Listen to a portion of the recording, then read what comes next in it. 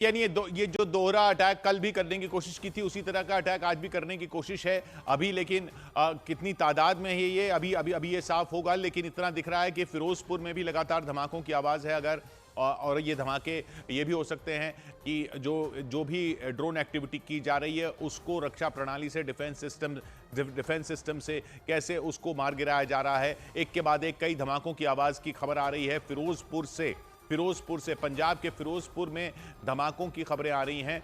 धमाके एक के बाद एक धमाकों की आवाज़ें आ रही हैं। अभी इस पर और जानकारी हम इंतजार कर रहे हैं कि ये किस तरीके से आसमान में धमाकों की आवाज़ें हैं, ये क्या है। संदीप बोल हमारे साथ जुड़ रहे हैं। संदीप, क्या पता चल रहा है इसके बारे में?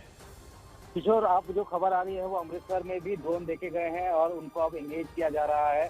लगातार इसी वक्त, कल भी इसी वक्त 8 बजे के आसपास ये शुरू की गई थी पाकिस्तान की तरफ से हरकत, जब तकरीबन 400 के आसपास पूरे ड्रोन जो है पूरे लेह से लेकर गुजरात तक जो है वो उन्होंने हिट किए थे, भेजे थे और हम लोगों ने उनको हिट किया था। अब जो है एंगेज होना शुरू हो चुका है। जो भारतीय सेना का जो एयर डिफेंस सिस्टम है वो लगातार इन सारे ड्रोन को एंगेज कर रहा है। लेकिन किशोर, एक इम्पॉर्टेंट चीज ये थी कि जो कल जो ड्रोन भेजे गए थे वो सारे के सारे जो है वो उसमें किसी तरह विस्फोटक नहीं था।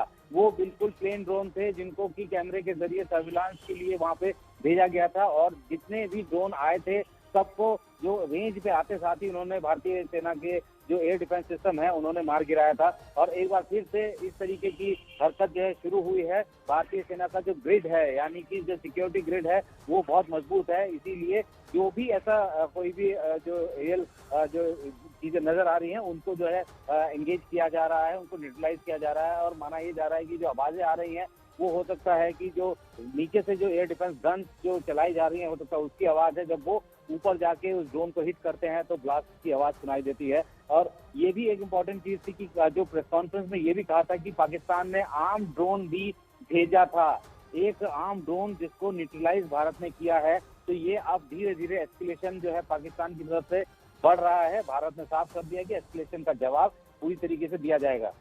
जी, तो ये जो ड्रोन हैं उनमें विस्फोटक हैं या नहीं है, ये सारी जानकारी अभी उसका इंतजार करना पड़ेगा। लेकिन ड्रोन देखे गए हैं, ये खबरें आ रही हैं। ये खबरें अमृतसर से भी आ रही हैं, ये खबरें फिरोजपुर से भी आ रही हैं, सांबा से भी आ रही हैं। उधर एलओसी पर शेलिंग की खबरें आ रही हैं।